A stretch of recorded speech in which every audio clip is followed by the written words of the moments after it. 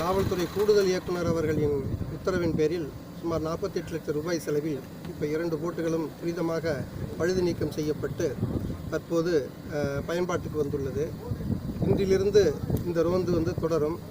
இது கள்ளக்கடத்தலை தடுப்பதற்கும் மக்களுக்கு பாதுகாப்பு, மக்களை கடலில் மூழ்கி இருப்பவர்களை மீட்பதற்கும் கடற்பகுதியில் மீன்பிடிக்க செல்லும் படகுகள் பழுதானால் அழைத்து வருவதற்கும் இந்த படகுகள் பொழுது பயன்படுத்தப்பட்டு வருகிறது.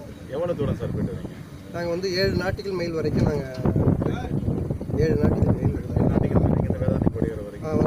கடல்லையும் அதே மாதிரி 7 நாட்டிகள் மைல் உள்ள போகிறோம். கடல் ஓரத்தில் நாங்கள் எங்களுடைய ஜூரிஸ்டிக்ஷன் எவ்வளோ அது வரைக்கும் போகலாம். உள்ளே போகிறது 7 நாட்டிகள் மைல். கடல் ஓரத்தில் இப்போ ரெகுலராக நாங்கள் இப்போ பண்ணிகிட்டு இருக்கிறது ஆரம்ப ஸ்டேஜில் இங்கேருந்து வேளாங்கண்ணி, இந்த பக்கம் நாகூர். இதை வருஷம் போட்டு பழக இன்னும் கொஞ்சம் இன்ஜின் சரியாக நாங்கள் எக்ஸ்டெண்ட் பண்ணி போகிறோம். ஜூரிஸ்டிக்ஷன் இருக்கிற வரைக்கும் அது போயிட்டு மற்ற இடங்களில் ஜட்டி கட்டிகிட்டு இருக்காங்க. எல்லாம் பயன்பாட்டுக்கு வந்துட்டுன்னா அந்தந்த இடத்துல இப்போ பூம்புகார், பழையாறு அது வரைக்கும் நம்மளுடைய பார்டர் இது வரைக்கும் நம்ம மாவட்ட பார்டர் வரைக்கும்.